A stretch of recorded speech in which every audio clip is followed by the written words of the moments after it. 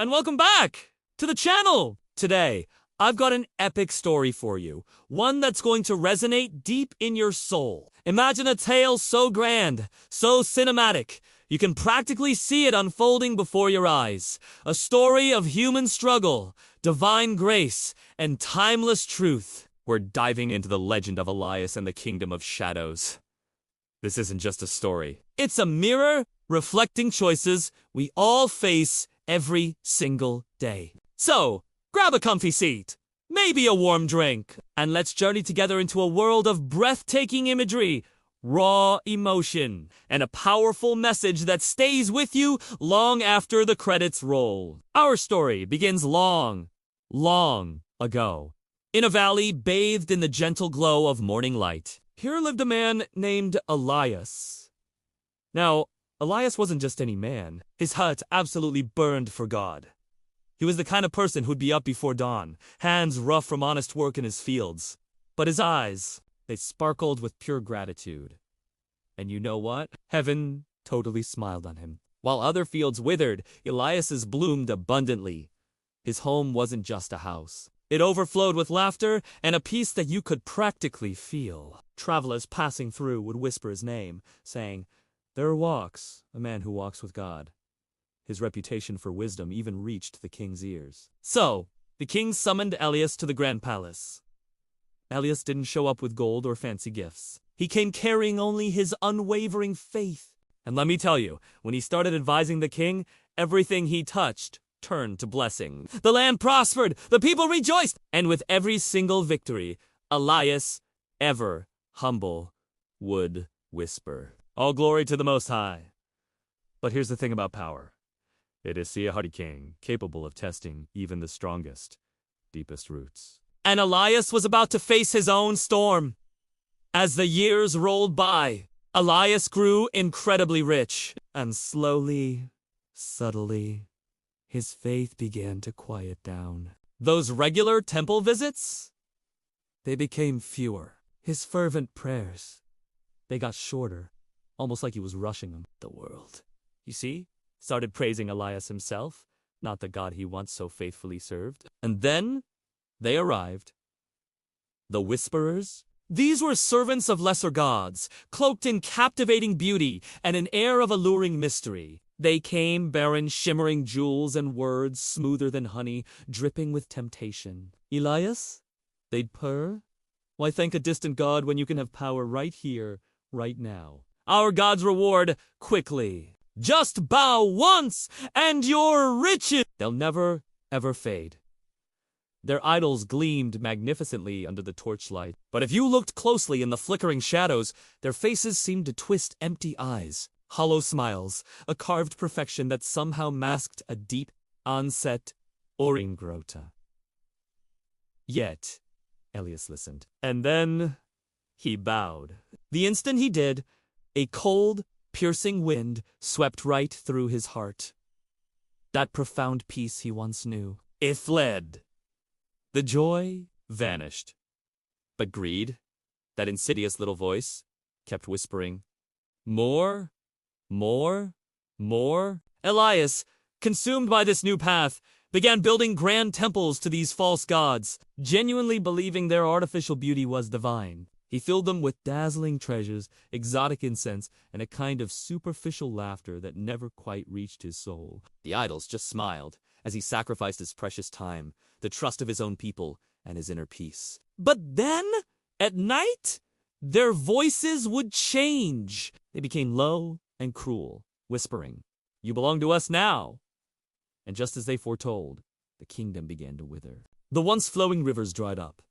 The harvests failed dramatically, and an ominous darkness crept through the streets. Children cried from hunger. Families, heartbroken, fled their homes. Elias, looking into the cold, dead faces of his false gods, finally saw the decay for what it was. The gleaming gold melted into slimy grime before his eyes. The glittering jewels crumbled into worthless ash. Their beauty, he realized with a chilling certainty, had been a monstrous lie. The temptations that once sparkled so invitingly, the flattery, The luxurious comfort, the fleeting pleasures they had all turned into heavy chains, binding him. And Elias understood, too late, a bitter truth. Evil never truly gives. It only ever takes.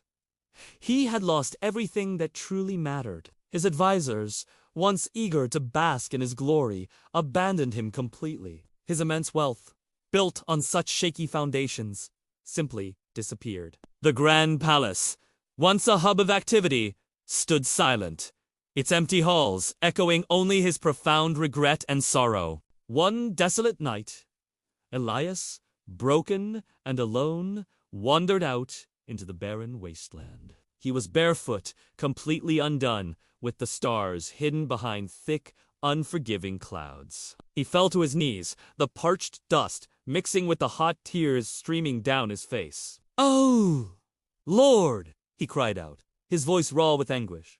"I forgot you when I had everything. I chased these deceitful shadows and lost your glorious light. If you will still have me, I am yours again." For a long moment, the entire world seemed to hold its breath, utterly silent. Then, a warm, gentle wind softly brushed his face, and a voice, deep and incredibly tender, whispered through the darkness, "My son, I never left you. Rise and walk back into my light." It was a voice of pure, unconditional love, a beacon in his darkest hour. Filled with a renewed, fragile hope, Elias returned to the kingdom. With trembling but determined hands, he began to tear down the idols, one by one, until not a single stone of false worship remained standing. He called the distraught people together, his voice filled with a powerful, humble conviction. "We have served shadows," he declared, tears streaming down his face, "and we have forgotten the true sun. Let us turn our hearts back to the living God." And as the people, moved by his genuine repentance, knelt together and prayed as one, the heavens themselves answered, rain like pure, cleansing forgiveness poured down upon the parched land. The earth drank deeply and miraculously bloomed once more. Children, their faces bright with joy, danced in the streets, and songs of praise, heartfelt and beautiful, filled the air. The old king, deeply moved by Elias's profound repentance and transformation, placed a crown not of earthly gold but of spiritual significance upon his head. "Lead us, Elias," he proclaimed, "not as a man of pride, but as a true man of God." And Elias, having learned the hardest lessons, ruled with an unwavering humility, profound justice, and boundless love. God, in his boundless mercy, restored everything Elias had lost, and so much more. He blessed Elias with a gentle, wise wife, whose faith burned even brighter than any earthly crown. Together, they built a home overflowing with laughter, sincere prayer, and the sweet sound of music. Their children grew up to love and serve God, setting a powerful example for the entire land. Every single morning, the royal family would stand on the palace balcony and pray together. God first always and forever. Under Elias's wise and faithful reign, Betharon became renowned as the kingdom of light, a place where goodness truly flourished and deceit could find no home. When Elias was old and gray, his life a testament to divine grace, he gathered his beloved people one last time. "I once sought glory without God," he said, his voice soft but resonant, "and I found only ruin. But when I sought God above all else, he gave me more than I could ever dream."